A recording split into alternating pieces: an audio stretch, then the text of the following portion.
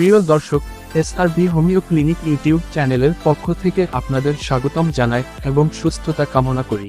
নমস্কার বন্ধুরা, আমাদের শরীরে এমন একটি ভিটামিন আছে যার অভাবে ধীরে ধীরে দুর্বলতা, হাত পা ঝিনঝিন, স্মৃতিশক্তির সমস্যা, এমনকি স্নায়ুর ক্ষতিও হতে পারে।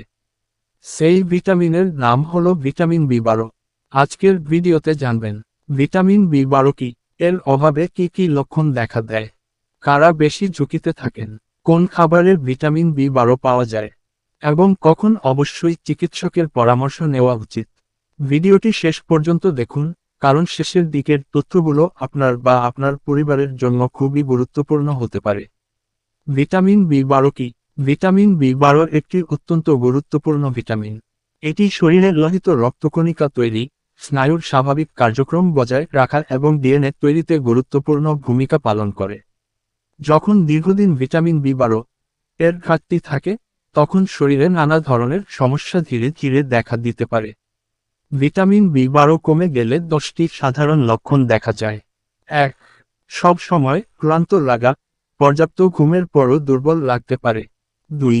হাত পা ঝিনঝিন বা অবশ অনুভূতি, এটি স্নায়ুর সমস্যার একটি সাধারণ লক্ষণ হতে পারে। 3. হাঁটতে ভারসাম্য রাখতে অসুবিধা, কিছু মানুষের ক্ষেত্রে চলাফেরায় অস্বাভাবিকতা দেখা দিতে পারে। 4. স্মৃতিশক্তি বা মনোযোগ কমে যাওয়া, ভুলে যাওয়া বা মনোযোগ ধরে রাখতে অসুবিধা হতে পারে। 5. জিভ লাল বা ব্যথাযুক্ত হওয়া, জিভ মসৃণ, লাল বা জ্বালাপোড়া অনুভূত হতে পারে। 6. ত্বক ফ্যাকাশে দেখানো, রক্তশূন্যতার কারণে এমন হতে পারে। 7. শ্বাসকষ্ট বা দ্রুত হৃদস্পন্দন, বিশেষ করে কাজ করার সময় বেশি বোঝা যায়। 8. মাথা ঘোরা, দুর্বলতা বা রক্তশূন্যতার সঙ্গে থাকতে পারে। 9. খিটখিটে মেজাজ বা মন খারাপ, কিছু মানুষের মানসিক পরিবর্তনও দেখা দিতে পারে। 10. দৃষ্টির সমস্যা, দীর্ঘদিন চিকিৎসা না হলে কিছু মানুষের দৃষ্টিশক্তির উপরও প্রভাব পড়তে পারে। কারা বেশি ঝুঁকিতে থাকে? বয়স্ক ব্যক্তি, যাদের পাকস্থলী বা অন্ত্রের কিছু রোগ আছে, যাদের ভিটামিন বি12 শোষণের সমস্যা হয়, কিছু নির্দিষ্ট ওষুধ দীর্ঘদিন সেবনকারীরা। কোন খাবারের ভিটামিন বি12 পাওয়া যায়? ভিটামিন বি12 প্রধানত প্রাণীজ খাবারে পাওয়া যায়, যেমন মাছ, ডিম, দুধ ও দই, মাংস, লিভার। যারা প্রাণীজ খাবার খান না, তাদের ক্ষেত্রে চিকিৎসকের পরামর্শে বি12 সমৃদ্ধ ফোর্টিফায়েড খাবার বা সাপ্লিমেন্টের প্রয়োজন হতে পারে। কখন পরীক্ষা করা দরকার?